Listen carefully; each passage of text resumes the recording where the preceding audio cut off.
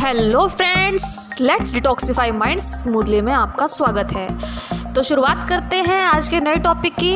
Topic का नाम है जो हम ध्यान कर रहे हैं वो सही कर रहे हैं या नहीं कर रहे हैं। जी हाँ फ्रेंड्स, जो हम ध्यान कर रहे हैं, जो हम मेडिटेशन कर रहे हैं वो सही कर रहे हैं या नहीं कर रहे हैं, इसी के बारे में मैं आपको बताऊंगी।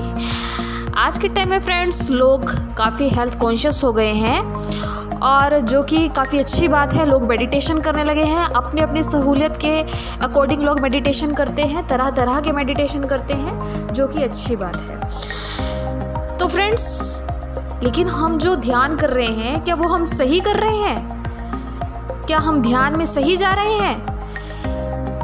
ये कैसे पता चले?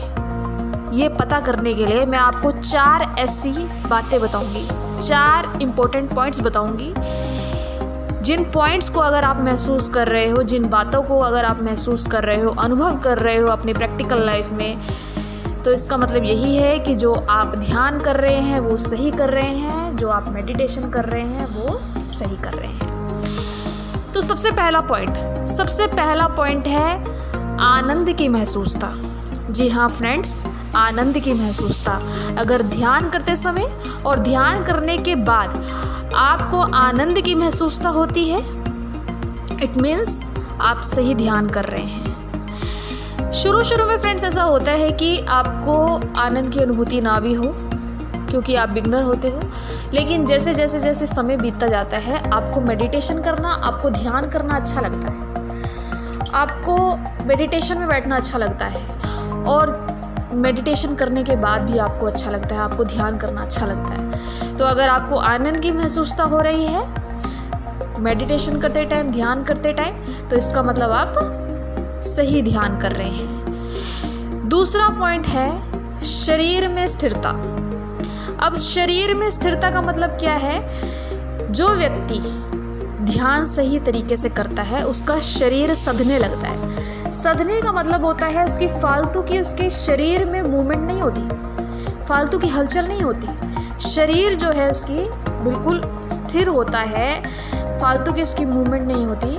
अगर आप देखोगे उसके कर्मेंद्रियां देखोगे, उसके कर्मेंद्रियों में आपको फालतू की चंचलता, व्यर्थ, इस तरह की चीज़ें, आपको चंचलता, ये सब आपको नहीं दिखेंगी। बहुत हलचल, बहुत ज़्यादा मूवमेंट, ये भी देखूं वो भी देखूं, ये सब नहीं होती। तो मतलब शरीर जो है उसमें स्थिरता आने लगती है, फालतू की अनावश्यक मूवमेंट नहीं होती, शरीर सधने लगता है, शरीर में स्टेबिलिटी आने लगती है। तीसरा पॉइंट है कर्मेंद्रियां सिमटने लगती हैं। अब इसका मतलब क्या है? कर्मेंद्रियां का मतलब तो आपको पता ही है फ्रेंड्स, वो इंद्रियां, वो ऑर्गन्स जिससे हम अपना कर्म करते हैं, जैसे आँखें हो गई, हमारा मुख हो गया, हमारे कान हो गए, हमारे हाथ हो गए, हमारे पैर हो गए, ये सिमटने लगती है। सिमटने का मतलब ये होता है कि आपकी कर्मेंद्रियां जो हैं वो व्यर्थ में नहीं जाती। मतलब बहुत ज़्यादा हर चीज़ देखना, ये भी देखूं वो भी देखूं, इसे देखूं उसे देखूं, ये चीज़ आपको करना पसंद नहीं आएगा। और दूसरी बात, ये भी सुनूं वो भी सुनूं, इस चीज़ में आपका इंटरेस्ट ख़त्म होने लगेगा।